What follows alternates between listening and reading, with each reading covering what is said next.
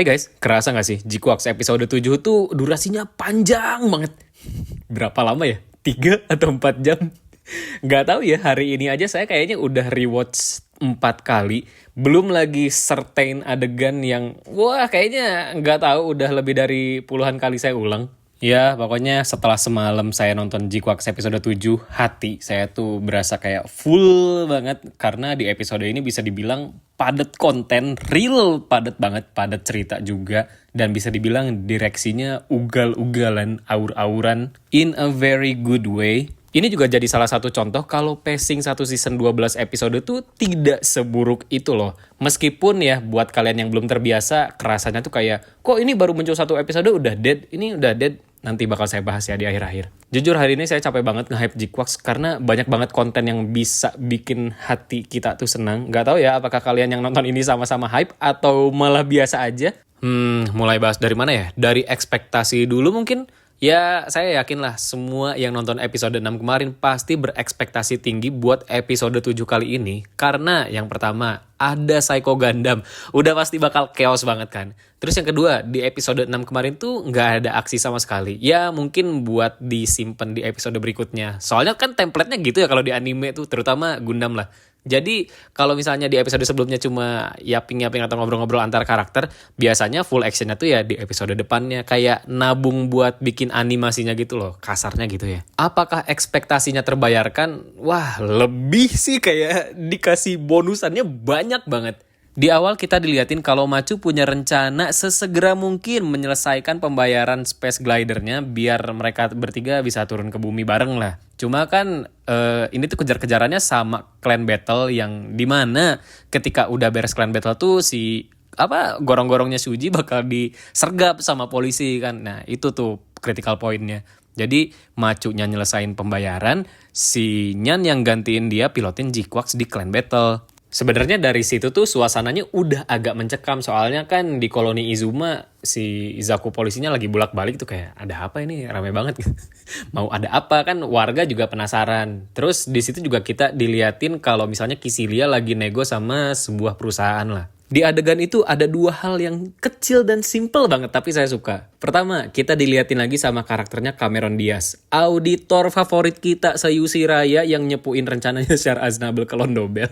Terus kedua, itu pengawalnya si Kisilia Zabi, pengisi suaranya Koki Uchiyama alias seiyunya Banaz Zerling. Jujur di sini tuh saya ke si Kisilia ya, kelihatannya kayak nggak terlalu ugal-ugalan, rencananya kayak kelihatannya baik gitu, mau membangun sesuatu buat Zion atau entah apapun itulah kerjasamanya. Tapi ya standar politikus nggak sih, image-nya mah baik-baik aja tapi nggak tahu kepentingannya apa. Jujur ini saya agak susah ngobrolinnya ke kalian, soalnya kayak dikit-dikit tuh pengen nge-hypein sesuatu yang padahal mah biasa aja gitu. Contohnya kayak waktu awal mau mulai clan battle tuh kan Akai Gundam sama Jikwax keluar dari underpass ya. Itu lucu banget. Ngintip sneaky-sneaky sambil tangannya ditaruh di samping. Tipikal scene kayak gini emang udah ada dari zaman RX-78 pertama. Terus di Evangelion juga ada mirip-mirip scene kayak gini.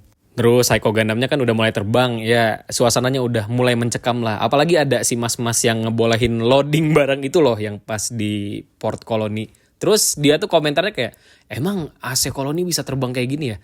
Sumpah ya itu kalau misalnya saya jadi si emasnya, kalau misalnya AC koloni ini bisa berdampak negatif buat koloni, entah memakan korban jiwa atau apapun itu ngerasa bersalah banget gak sih anjing, kayaknya udah mau KYS aja. Nah ini nih tebakan Guage kemarin bener kan, si paling jago tebak-tebakan banget. Iya jadi Gage kapanya pakai Hambarabi sama si Diu Murasamenya itu kelihatannya ya Psycho Gundamnya Psycho Gundam Mark II, yang mana nanti dikonfirmasi kok kalau si seri model numbernya tuh ya Psycho Gundam Mark II yang kita kenal di UC dulu. Cuma mungkin di Jikwax emang namanya Psycho Gundam biasa aja. Tanpa ekspektasi apa-apa, maksudnya kayak ekspektasinya cuma berantem gede di dalam koloni doang kan. Anjing ini adegan yang saya ulang puluhan kali itu tuh.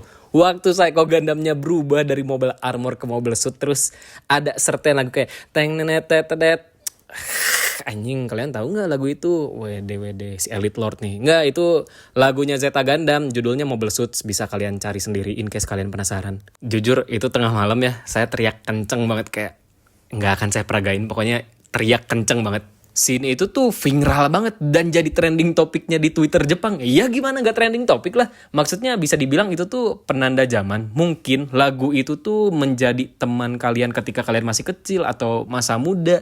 Atau nih ya lebih spesifik lagi, kalau kalian dulu sering main G-Generation, pasti tahu lagu itu. Nggak mungkin nggak tahu. Orang tiap kali kita pakai Gundam Mark tuh atau Mobile Suit Eugeo tuh ya yang diputer tuh lagu itu. Kebanyakan tweet orang Jepang sih saya lihat testimoninya sama. Mereka tuh tahu lagu itu ya karena main G-Generation zaman dulunya. Maksudnya gini loh, kalau kemarin kalian nonton movie G-Quarks Beginning di bioskop kan dari awal tuh scoringnya udah scoring Gundam 1979 banget kan. Berarti kalau misalnya pas Gundam berdiri nih, terus ada lagu tedeng tedeng tedeng tedeng tedeng, itu kan udah expected ya. Nah ini tuh beneran kayak kalian dikasih sesuatu dilempar ke muka, bak gitu. Anjir, gimana gak kaget lah. Gak ada build up apa-apa sama sekali sebelumnya. Ya bisa dibilang 20 detik adegan itu akan selamanya rent free in my head. Ini lucu sih kalau diobrolin. Mereka-mereka yang bikin G-Quarks itu kan geeks, nerd, mentok rata kanan pengguna mania sejati ya. Terus mungkin ada satu yang ngasih ide kayak, kalau misalnya entar Psycho Gundamnya berubah, kayaknya bagus deh pakai BGM-nya Mobile Suit Zeta Gundam. Tapi itu kan copyrightnya gini. Terus mungkin ya tinggal bilang aja ke Sunrise kayak, Pak, punten ini kita ada keperluan buat adegan Psycho Gundam. Punten, kira-kira boleh nggak ya pakai BGM ini kayak, oh iya bagus, keren, pakai aja gak apa-apa. Mungkin ya kasarnya kayak gitu, nggak tahu juga sih fakta di lapangannya kayak gimana. Bentuk Mobile Armor Psycho Gundamnya juga keren sih, simple banget. Dia kayak cuma ngelipat beberapa bagian badan, nggak sampai ngebelah, buka shield kayak gitu-gitu. Beneran simple. Dia berdiri ya udah berdiri aja. Terus kepalanya juga kan dari yang nunduk terus dikatasin. Keren parah. Ini ngomongin adegan Rick Havoc-nya Psycho Gundam, mungkin beberapa di antara kita berekspektasinya tuh melihat kekacauan di kota kan. POV-nya ala-ala warga yang ada di F91 atau Gundam Hathaway. Banyak banget hal-hal subtle yang menjelaskan detail di adegan tersebut. Contohnya waktu pertama kali Psycho Gundam tembakin itu tuh, kan itu ada api yang gede banget, terus ada puing-puing terbang, belum lagi teriakan warga. Ya harusnya kita sebagai penonton udah tahu lah ya kalau shit's happening di koloni Izuma. Belum lagi di tengah-tengah episode kan Psycho Gundam emang beneran gitu. Kalau misalnya masih ada yang nanya, ini kira-kira ada korban jiwa gak ya? Pakai nanya. Nah ini tuh menarik banget buat dibahas. Jadi kalau kalian nonton Witch from Mercury yang episode sekolahnya diserang tuh, episode berapa ya? Ntar saya cek dulu. Episode 20 season 2. Waktu tayang, saya tuh bilang kalau episode itu paling intens dan paling serem segundam raya. Waduh. Langsung diserang dong saya sama pebarba toser dan pengelit UC. Kalau dari fans Ibo pada bilangnya kayak, Ibo tersadis, masih kalah sama Ibo, minimal nonton Ibo. Kalau dari pengelit UC kayak, nanti diketawain no sama Share Aznable. Kalau enggak, minimal nonton seri-seri UC gitulah. Ada. Ini buat teman-teman yang belum tahu, aku sudah menonton semua seri Gundam teman-teman. Makanya kenapa saya bisa bilang kalau episode itu tuh emang yang paling serem dan paling intens. Siapa tahu kalian penasaran, coba tonton lagi Witch from Mercury episode 20. G-Quarks episode 7 juga kalau direksinya mau ke arah sana, jelas bisa banget. Malah bisa dibilang ya mungkin ya mengalahkan episode ini karena kelihatannya bakal lebih brutal gitu. Cuma Kazuya Tsurumaki dan staff lainnya tidak mengarahkan direksinya ke arah sana. Kalau mau dibilang intens, di Witch from Mercury itu kan intensnya tuh ada 2 konflik nih antara Guel sama Shadix yang full berantem dari awal sampai akhir. Terus yang kedua ya itu si Elfrid Tornnya yang membabi buta di dalam sekolah. G-Quarks ini konflik intensnya jauh lebih banyak daripada Witch from Mercury. Mulai dari ada Psycho Gundam, terus di tengah-tengah ada Zack Nova, terus percobaan pembunuhan Kycilia Zabi yang diselamatin sama Eguzabe dan Shiariabul. Terakhir macunya jadi buron. Kalau ngikutin format anime zaman dulu nih, yang tayangnya full year 48-50an episode, konflik-konflik ini ya bisa-bisa aja dijadiin 1 atau 2 episode tersendiri. Sama juga dengan karakter di G-Quarks yang baru di awal episode dikenalin, di akhirnya udah dead. Formatnya sama kayak zaman dulu juga, satu karakter itu nggak bertahan lama kok, paling kayak cuma 2 atau 3 episode. Nah, apakah pacing yang dipadetin kayak gini jelek? Buat saya sih bagus-bagus aja ya. Semuanya rapih gitu, konfliknya ada, terus jelas juga alurnya mau kayak gimana. Ya, memang sudah saatnya lah sekarang kita menerima kalau produksian anime tuh emang pendek-pendek. pun kalau misalnya Jikwax tamatnya cuma di 12 episode, ya udah nggak usah dipanjang-panjangin lagi. Mau coba bandingin lagi, 12 episode zaman sekarang nih beda banget kan sama 12 episode zaman dulu yang formatnya OVA. Contoh deh, 8MS Team. Kalau kalian nonton tuh per episode kan kayak cuma ngeberesin satu konflik atau menggali sebuah karakter gitu. Di Jikwax minimal adalah 2 cerita yang diungkit, belum lagi development cerita-cerita lain ke depannya. Pokoknya enjoy the ride aja lah.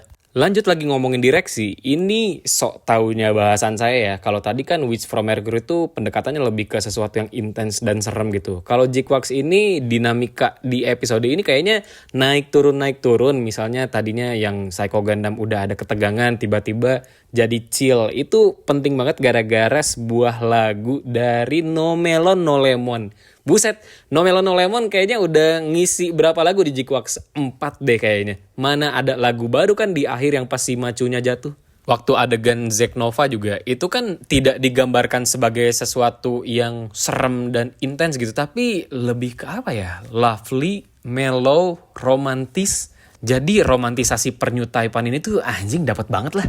Kayak pas si Sujinya bilang, kata Gundam ini bunganya udah mau mekar. Terus si Sujinya kan kayak lihat kira-kira, oh aku bisa melihat di sebelah sana, sudut sana, Mukogawa Gamieta. Ya itulah, sana tuh mungkin afterlife kali ya. Kalau di UC biasanya yang kayak gitu-gitu tuh digambarkan dengan bisa melihat waktu, bisa melihat ke sisi sebelah sana gitu. Ya itu dunianya New Type, dunianya kira-kira. Penasaran banget sumpah, apa sih yang nge-trigger Zack Nova tuh? Apakah karena cinta atau karena sense of danger masyarakat yang ada di sana? Kalau zamannya itu kan Solomon tuh mungkin gara-gara bulannya mau dijatuhin tuh, ya sama lah kayak dulu di Charge Counter Attack juga. Kenapa New Gundam bisa ngedorong Axis tuh gara-gara katanya kan perasaan orang-orang yang ada di bumi itu berkumpul terpusat di Psycho Frame yang mengubah energi itu jadi energi fisik. Ini juga apakah gara-gara Izuma yang lagi diserang sama Psycho Gundam?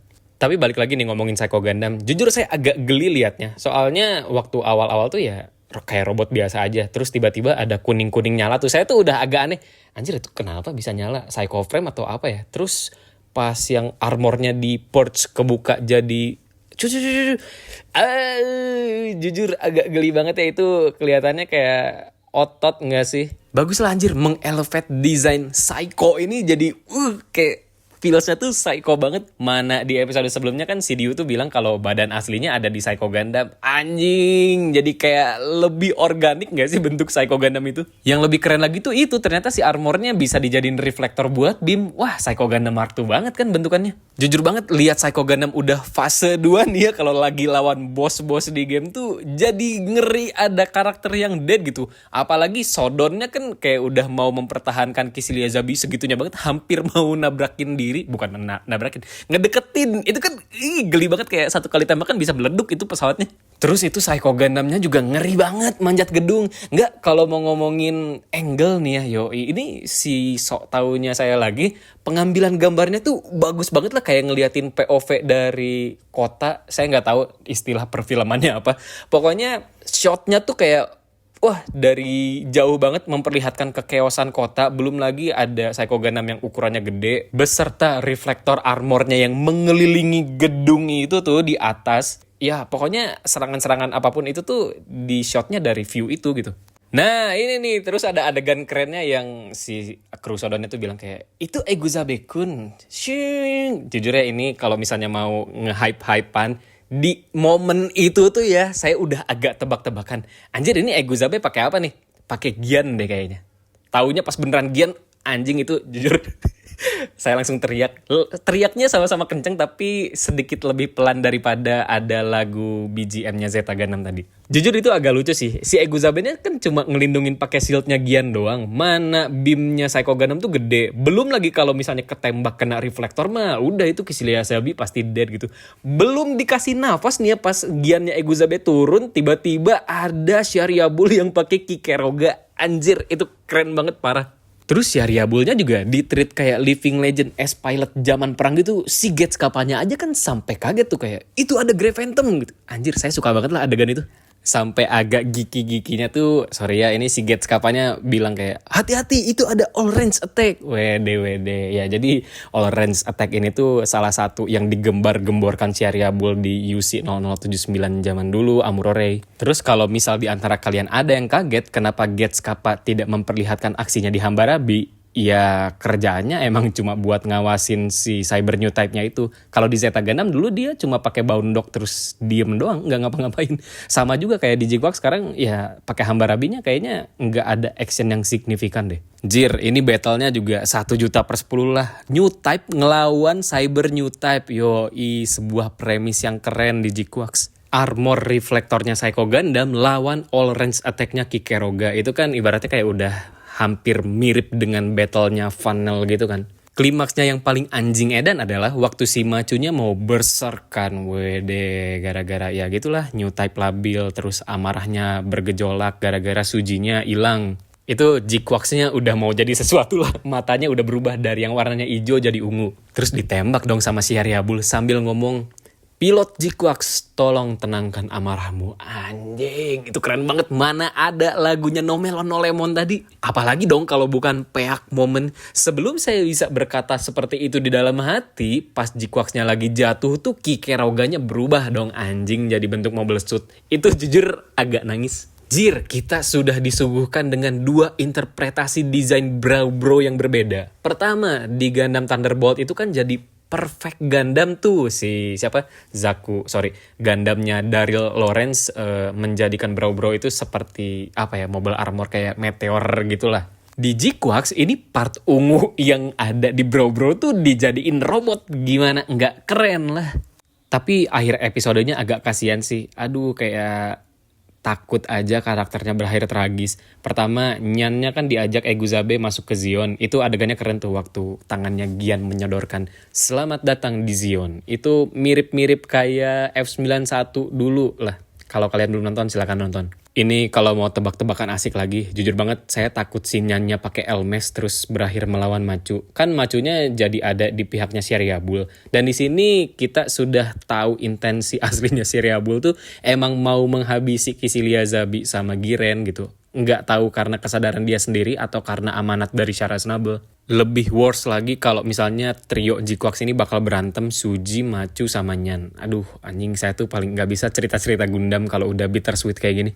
Si Bull kayaknya akan selalu mendapatkan spotlight saya deh di tiap episode Jigwax. Lucu banget anjing, di akhir episode itu kan dia lagi chill bersama wine yang dibawakan Simus Al-Bakharovnya. Itu ada tuh di botolnya tulisannya UC 0080, berarti udah aging selama berapa tahun? 5 tahun doang ya. Yang katanya ladangnya selamat dari perang. Terus sambil ngobrol kan, ini bahaya juga kalau Giren sama Kycilia selek dikit kayaknya bisa menimbulkan perang deh. Kayaknya emang harus dihabisin deh mereka berdua. Jing, lucu aja pembawaannya tuh. Terakhir, ngomongin Macu. Jadi kenapa dia punya motivasi sebesar itu buat melakukan hal rebel ini, membuang privilege-nya dia sebagai orang yang berada? Ya karena sedikit encouragement dari Anki ketika dia lagi down. Sebenarnya kasihan aja, soalnya kan si Macu ini nggak punya orang tua yang reliable lah ya gitu. Terus tiba-tiba datang sosok Anki yang menurut dia kayaknya oke nih ini dijadiin panutan. Pas si Macu ini melakukan sesuatu menurut kepercayaannya dia ya always come with consequences lah. Sebenarnya buat di cerita Gundam, kelakuan rebel kayak gini tuh bukan sesuatu yang baru kok. Amuro pernah, Banagher, ya siapapun lah bocil-bocil Gundam ini you name it. Tapi ya itu, karena saya sebagai viewers nih yang nontonin ceritanya dia, agak kasihan aja pilihan hidup dia tuh mungkin bakal berakhir bittersweet. Aduh, itu aja sih sebenarnya concernnya, Pak. Nah, cerita di episode kali ini gantung kan, soalnya episode berikutnya tuh bakal flashback lagi ke event Zack Nova yang ada di movie Jigwax Beginning. Nggak tahu ya, menurut bahasanya orang Jepang, katanya sisa durasi yang ada di event perang itu tuh kayak cuma 10 menit. Apakah 10 menitnya lagi kita bakal dapat recap lain atau ada scene baru? Ya saya sih nggak ngarep episode depan bakal nge-keep tension dan hype-nya sama kayak episode sekarang. Mungkin lebih ke cooldown kali ya. Tapi saya akan sangat amat senang meng-rewatch episode 7 ini beratus-ratus kali kemudian. Terima kasih banyak ya yang udah dengerin sampai akhir. Sampai jumpa di bahasan berikutnya. Dadah.